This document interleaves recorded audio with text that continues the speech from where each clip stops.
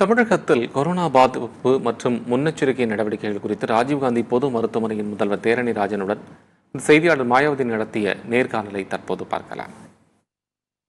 நீண்ட நாட்களுக்கு பிறகு மீண்டும் பல்வேறு நாடுகளில் இந்தியாவின் பல்வேறு மாநிலங்களில் கொரோனா தொற்று இப்பொழுது அதிகரிக்க தொடங்கியிருக்கு. இது தொடர்பான பல்வேறு விவரங்களை தருவதற்காக அரசு ராஜீவ்காந்தி பொது மருத்துவமனையின் முதல்வர் தேரணி ராஜன் அவர்கள் நம்முடன் இணைந்திருக்கிறார். வணக்கம் சார். நீண்ட நாட்களுக்கு பிறகு கொரோனா இப்போ பல்வேறு நாடுகளிலும் இந்தியாவிலும் பல்வேறு மாநிலங்களில் பரவுவதற்கு காரணம் என்னவா இருக்கும்? அதாவது இந்த கொரோனாவுடைய வைரஸ் தன்னை உருமாற்றிக்கொண்டு, அதாவது மியூட்டேட்னு சொல்லுவோம், அதில் BA 2.286 என்கிற அந்த ஓமைக்ரானோட வேரியண்ட்லேருந்து சப்லீனேஜ் தான் இப்போ வந்திருக்கிற JN1 என்கின்ற கொரோனா வைரஸ். JN1 என்கின்ற கொரோனா வைரஸ் அதுதான் ரிப்போர்ட் ஆகிருக்கு. சிங்கப்பூர்லேயும் சரி, இப்போ கேரளாவில் ஒரு கேஸ் ரிப்போர்ட் ஆகிருந்தது.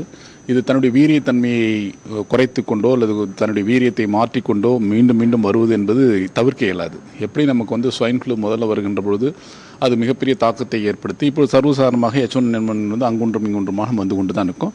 அதே மாதிரி வீரியத்தன்மை குறைந்தான் வந்திருக்கிறது. இருப்பினும் மத்திய அரசிடமிருந்தும் தமிழக அரசிடமிருந்தும் நமக்கு வழிகாட்டுதல்களும் என்ன செய்ய வேண்டும், அதாவது ஸ்டாண்டர்ட் ஆப்ரேட்டிங் ப்ரொசீஜர்ஸ் கொடுத்துருக்காங்க.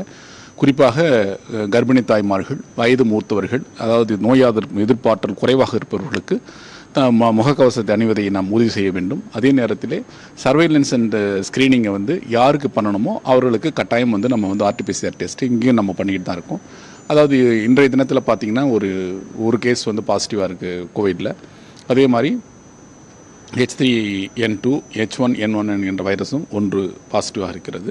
மற்றபடி ஒரு பீதி அடையக்கூடிய அளவில் இல்லை. இருப்பினும் இந்த வைரஸினுடைய வீரியத்தன்மை குறைகின்ற காரணத்தினால் பெரிய அளவிலே தாக்கம் வரதுக்கான வாய்ப்புகள் குறைவு.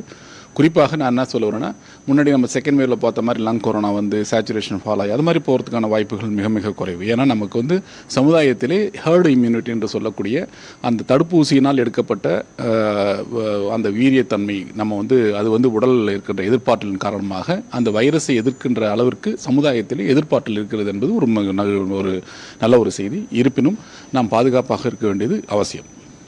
கர்நாடகா, கேரளா உள்ளிட்ட பகுதிகளில் அதிகமாக பரவிட்டு இருக்கு. அங்கிருந்து தமிழகம் வரக்கூடியவர்களுக்குன்னு கட்டுப்பாடுகள் ஏதாவது விதிக்கப்பட்டிருக்கா? அதுதான் நான் சொன்னேன்ல, இந்த நோயினுடைய தன்மை வீரியத்தன்மை குறைந்திருக்கின்றதுனால அந்த அளவுக்கு நமக்கு இன்னும் மத்திய அரசிட்ட இருந்து எந்த விதமான தகவலும் கிடையாது. அதாவது இப்போ அவுட் பிரேக் அதிகமாக இருக்குது, கிளஸ்டர் அதிகமாக இருக்குன்றது தான் அந்த மாதிரியான கொஸ்டின் அரைஸ் ஆகும். நமக்கு அது மாதிரி கிளஸ்டர் அது மாதிரி கிடையாது. ரேண்டமாக ஸ்போராடிக்காக நமக்கு இயர் அண்ட் தேர் ஒரு கேஸ் வரும்போது அதை பற்றி அந்த மாதிரியான ஒரு கட்டுப்பாடுகள் போட வேண்டிய அவசியம் கிடையாது. அதைத்தான் மத்திய அரசிடமிருந்து வருகின்ற தகவல்களின்படியும் விதிகளின்படியும் நம்ம ஃபாலோ பண்ணுவோம். தமிழகத்தில் எத்தனை பேருக்கு கொரோனா தொற்று உறுதி செய்யப்பட்டிருக்கு? தொடர்ந்து அரசு மருத்துவமனைகளில் இதற்கான சோதனைகள் நடைமுறையில் இருக்கா? எல்லா இடங்களிலுமே இந்த பரிசோதனைகள் இருந்து கொண்டு தான் இருக்கின்றது. அதாவது மொத்தமான ஒரு எண்ணிக்கை DPHல இருந்து தான் ரிலீஸ் ஆகும். எங்களை பொறுத்தவரை எங்கள் மருத்துவமனையில் ஒரு H1N1 பாசிட்டிவ் இருக்குது, ஒரு கோவிட் பாசிட்டிவ் இருக்குது. தமிழகத்தில் மீண்டும் முகக்கவசம் கட்டாயமாக்கப்படுமா சார்? அதான் இவ்வளோ சொன்னது அதுதான். அதாவது எல்லாருக்கும் போட வேண்டிய அவசியம் கிடையாது. நான் குறிப்பாக கர்ப்பிணி தாய்மார்கள் மற்றும் வயது மூத்தவர்கள், குழந்தைகள், அதாவது 5 வயதுக்கு உட்பட்ட குழந்தைகள், ஏதாவது நோய் எதிர்ப்பு குறைவாக இருக்கின்ற குழந்தைகள் அவர்கள் அணிகிற மாதிரி இருக்கும். மீண்டும் கொரோனா அதிகரித்து வரக்கூடிய சூழலில் பொதுமக்கள் ஒரு தனிநபருக்கான விழிப்புணர்வு என்னவா இருக்குது? தேவையில்லாமல் குழுமுவதை தவிர்க்க வேண்டும். குறிப்பாக ஒரு கேதரிங்கை அவாய்ட் பண்ணுறதா இந்த நேரத்தில் நம்ம செய்ய வேண்டிய முக்கியமான ஒரு விஷயம். அதே நேரத்தில் தேவையானவர்கள் முகக்கவசத்தை அணிய வேண்டும், கைகளை சுத்தமாக வைத்துக் கொள்ள வேண்டும், இடைவெளி விட்டு ஒருவரை பேசுவது கொள்வது அந்த விதிமுறைகளை நாம் தொடர்ந்து பின்பற்றும் என்றால் நம் எந்த விதமான நோய்களினுடைய பாதிப்பிலிருந்தும் தடுக்க முடியும். தமிழகத்தில் கொரோனா அதிகரிக்கிறதுக்கான வாய்ப்பு இருக்கா சார்? என்ன மாதிரியான முன்னெச்சரிக்கை தடுப்பு நடவடிக்கைகள்லாம் எடுத்திருக்கோம்?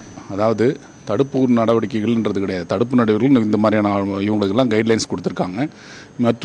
இன்னொன்று இந்த நோயினுடைய வீரியத்தன்மை குறைவாக இருக்கிறதுனால அந்த அளவு நம்ம பேனிக் ஆக வேண்டிய அவசியம் இல்லை. தங்களுடைய விரிவான தகவல்களை பகிர்ந்து கொண்டதற்காக நன்றி சார். சத்தியம் செய்திகளுக்காக ஒளிப்பதிவாளர் மோசஸுடன் செய்தியாளர் மாயாவதி.